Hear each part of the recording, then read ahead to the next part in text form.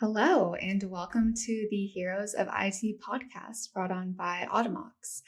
If you're new here, the Heroes of IT podcast follows some of Automox's IT heroes to talk about IT, endpoint management, all things automation.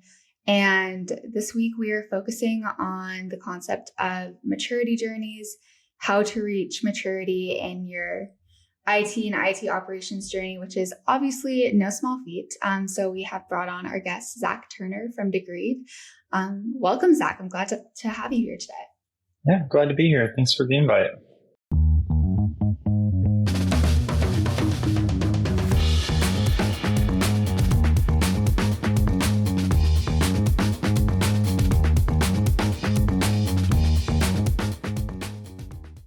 Why don't you give our audience a little idea of what Degreed does as a company and also what you do for them? Sure. So Degreed is a learning experience platform. We have clients all over the place that use our software to enhance their employee learning, keep track of all those things. And I work in IT as a systems administrator here. Been here for about 5 years. So yeah, I do pretty much everything IT. Awesome. Great. So let's get into it. Let's talk basics on IT and IT operations and cyber maintenance. In your opinion, what is the bare bones of what you need to get started? Well, getting started in new IT operations and cyber, I would say definitely clear roles and responsibilities, standard operating procedures and processes, just basic security measures like firewalls, antivirus, strong password policies, things of that nature, patching, obviously, monitoring, data backup, and, just building relationships with colleagues, stakeholders in other departments, and also outside vendors as well. I think that's pretty much what you would need to get started, basically. Yeah, definitely. I think something that has opened my eyes since working at Automox, obviously, we love IT. We're all things IT. And I think something that's unique about us as a company is the rest of our organization, sales, marketing, product, they all have such a close relationship with our IT people. And the way that it's changed my view on security and passwords and, updating my systems. It's really interesting what those little relationships can do for a company. Yeah, definitely. And if it's a good relationship, it's a lot easier to get all the work done and make sure everyone is good to go. Yeah, definitely. It always helps to see IT as the good guys and not the guys that want to disrupt the middle of your day by making you restart your computer. Yeah, we definitely don't want to do that. We don't have enough time in our days. So yeah, for sure. I know that you mentioned that you've worked for Degreed for 5 years, and that tracks you at pre-pandemic IT. I'd love to get your opinion on what has changed over the course of pre-pandemic IT to now, if that has any impacts on, on-premise versus cloud software and how that's kind of formed your opinion over time. Sure. So with where I'm at right now, our company was pretty much remote before the pandemic. They've always promoted, work wherever, however, as long as you get the work done.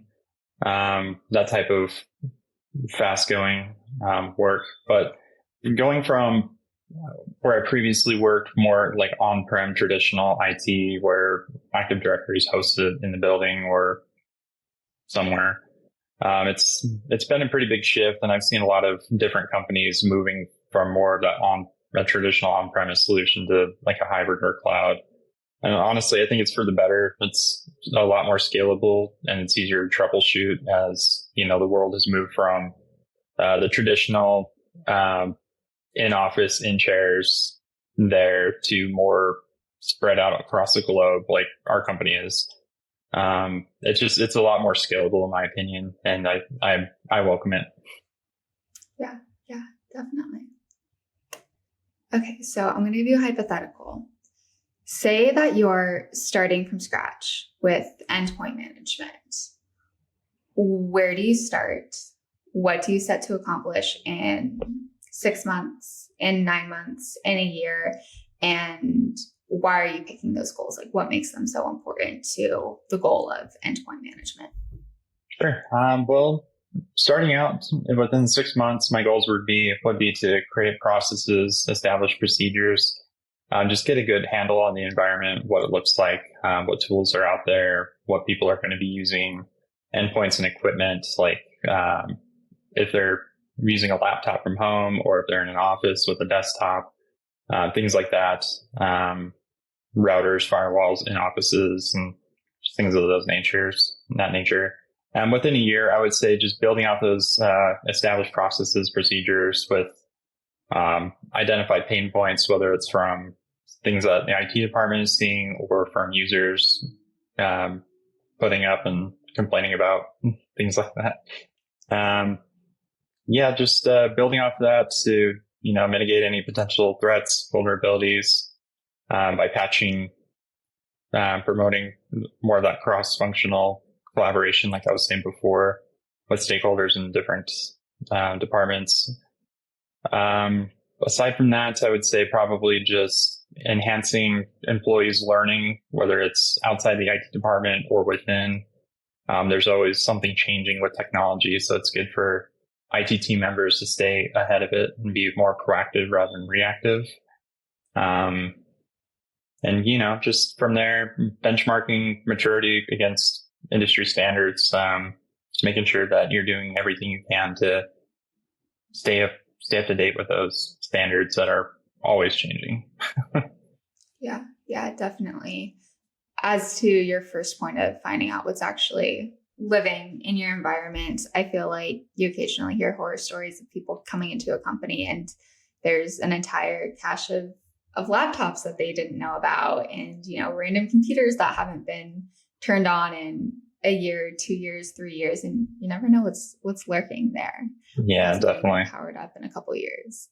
Yeah, and getting back to my the first talking point with basics on cyber maintenance, getting a good asset management policy in place is pretty key, because trying to go back through and figure out what's out there a year down the road is painful, speaking from experience. Yeah, definitely.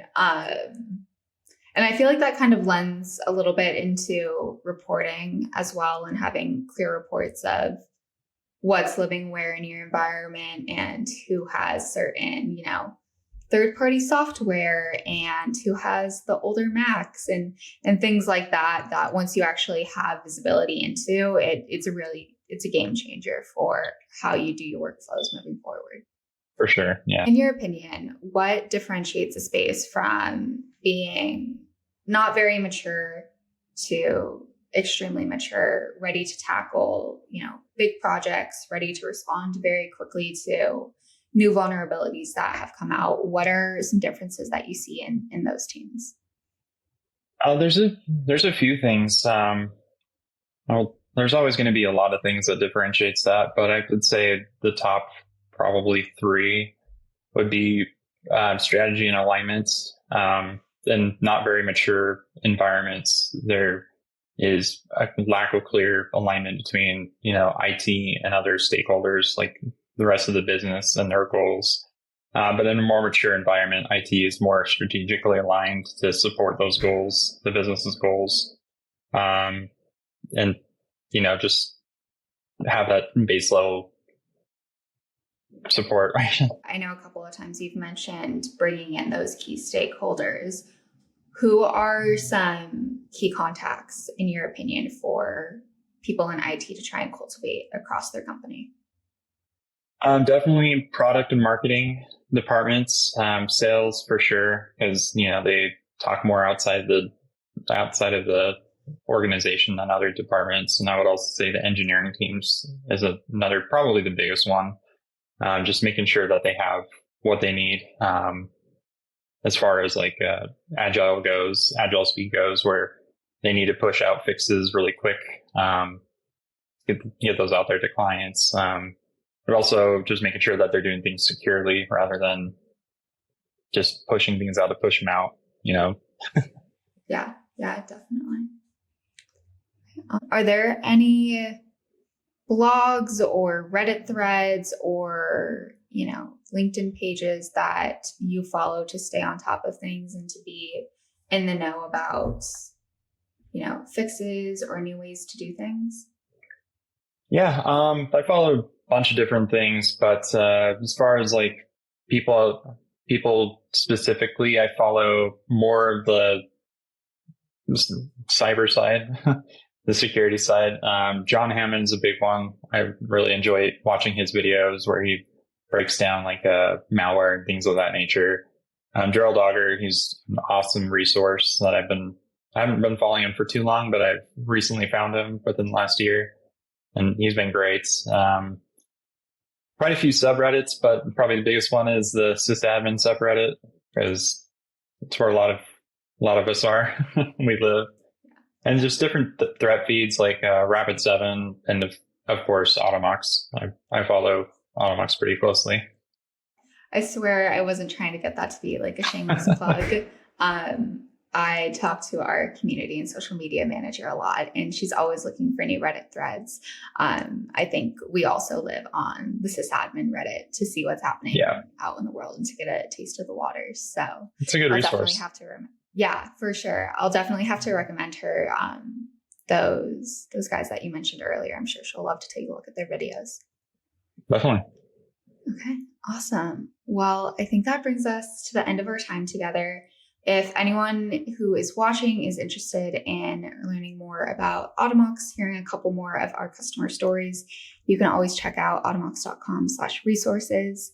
If you're interested in hearing more about our customers and their journeys and the incredible things that they've accomplished, you can check out automox.com/customers, and you'll get to hear a lot more from them as well. Zac, thank you so much for participating today. It was great to have you. Definitely. It was a pleasure.